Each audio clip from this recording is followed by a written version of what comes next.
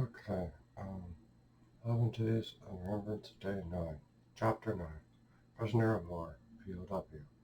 On July 16th, 1944, the prisoners in Compound K Lager, uh, Lager POW camp, Siegfriedli Via, are informed that there will be moved in the camp, which is located near Lithuanian border, is a potential target for the advancing Russians, and as pushing the inner are to be transferred further to Sangvard V at Karfenjurkon and Promenia, a region that now straggles Central into Germany and western Poland. Prisoners are told to leave their personal belongings behind and to pick only their kits. They will be leaving at 6 p.m. sharp. Robert Messer and one of the 650 prisoners will be marking the journey into the new camp. Born in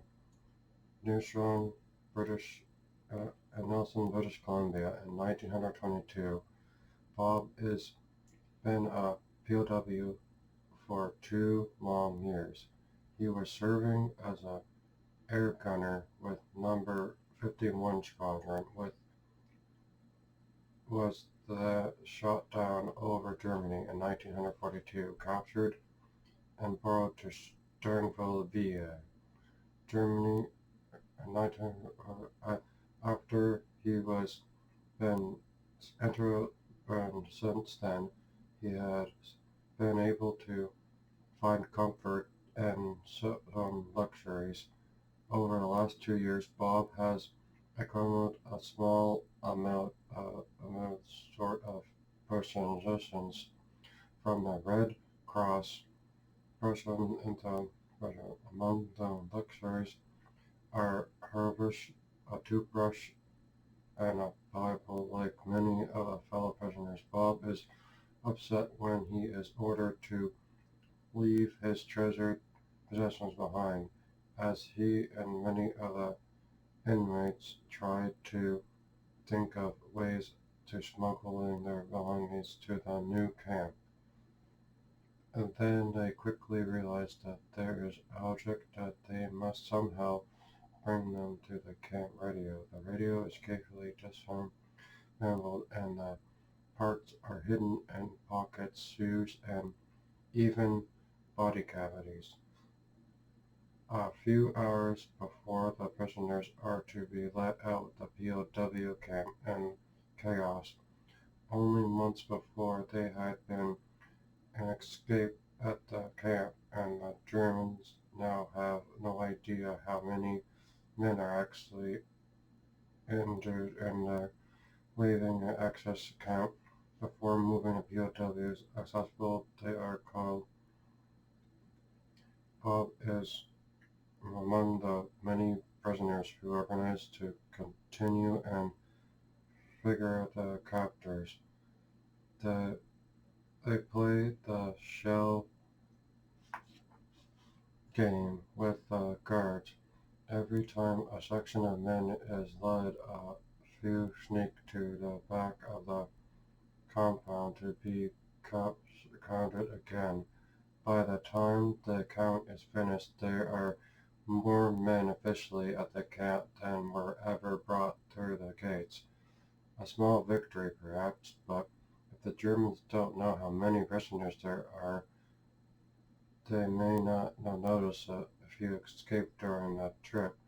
Bob Master is the first column moving out. The entering leg of the journey is cut off short. Let the prisoners join 40 other prisoners set to the time. The train arrives in Mill, Lithuania at 10 p.m. Bob Masters with the request of the men, a nearby wharf with the SS Hindenburg, a 15,000-ton coastal freightliner, is ready. The boat's twin decks have been removed, and the 650 POWs are instructed to leave their Mare's belongings on deck and crawl below through the manholes. The floor of the freighter becomes a sea of bodies. Each man is allowed just enough room to sit with his knees under his chin. For 3 days the prisoners are kept like this. Only men at a time is permitted on deck relieve himself, but majority of the men do not bother to leave the hold. Once a day, a black kettle of lukewarm cabbage soup is lowered through the hatches, but no one has cups, spoons, or bowls, and only a few prisoners can actually get to the soup. The only comfort the prisoners are allowed is the ventilation through the hatches above, which are mainly left open for most of the voyage. On the third day, the ship docks at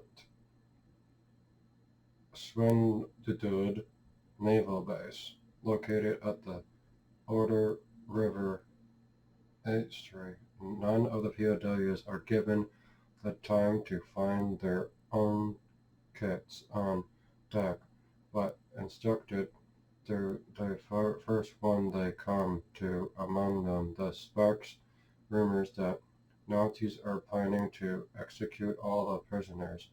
Rumors, not everyone minded the 50 men murdered by the Gestapo for the Great Escape a few months earlier. The prisoners are organized and marched off the ship, then unshipped back in boxcars. The sun is unbearably hot, and the unbelievable car, Swiftland Bob, like many other prisoners, had received water since he first left camp. He had hidden the boxcars, uncomfortable. Bob found shortly after. Everyone is packed in like lockdown. The air sirens sign as a port cruiser starts firing off rounds. A smoke screen is laid over the port, and the train stays in the smoke and oppressive heat until the all clear is given. Some of the prisoners pass out.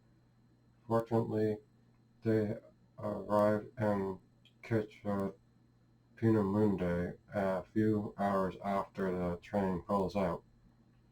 After the rail yards, the men are prepared and handcuffed together for the march to new camp. The column is led by teenage Kirchendon sailors who are enthusiastic Nazis and impatient. The other guards on the journey are Volkman World War I veterans who are much more tolerant than the younger counterparts. The column is ordered to march out to double time. The men at the back of the column take time. The men take time before they can comply.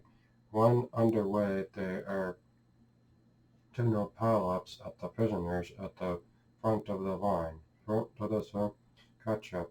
Bob is one of the few prisoners to be marching without handcuffs. One of the older men is bad shape after the train ride, and Bob and another prisoner are allowed to keep their hands free in order to help support this man during the march. As the prisoners struggle on and double time, starving, perished, and exhausted, they suffer the added challenge of marching on road made of uneven cobblestones. The guards have dogs with them, as well as hand-held bayonets and rifles. The younger sailors brush the weapons with obvious enjoyment.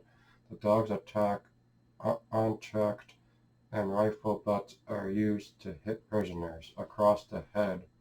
If the guards feel the men aren't traveling fast enough, the bayonets are wielded, wounding many prisoners. The Germans are merciless, but the column must keep moving. As about a kilometer of marching, the prisoners turn to the dirt road that seems to be deeper into the bush, leading nowhere.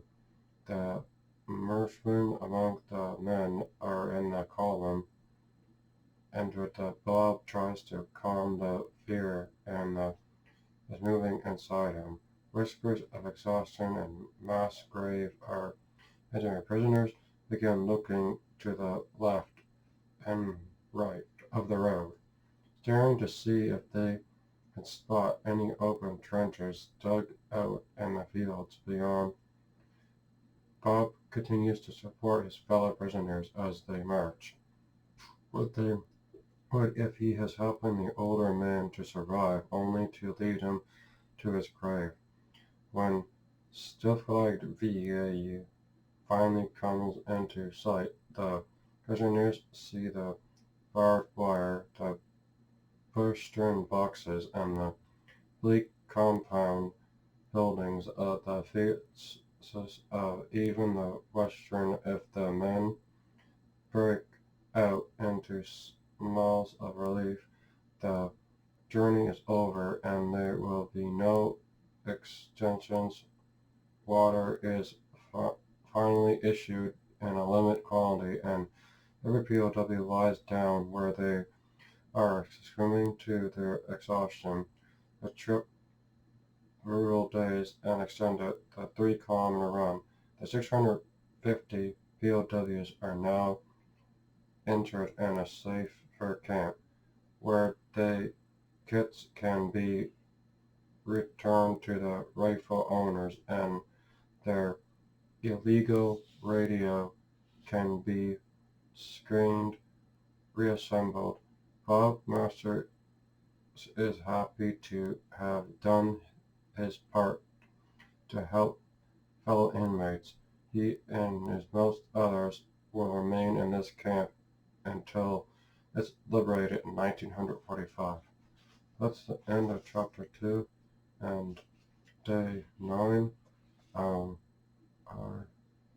I dedicate this to the Ukrainians that are fighting in Ukraine. May they find peace and love, and I am thankful uh, for the veterans that fought so I could be free, so I can read this book, and so I could have my own opinions and make YouTube videos. If they did not fight, I would not be here. So thank you, and I'll do day 10 tomorrow on chapter 10. Hope and for Ukraine, Canada backs you up, and I hope you find peace soon, and Canada is your ally and comrade.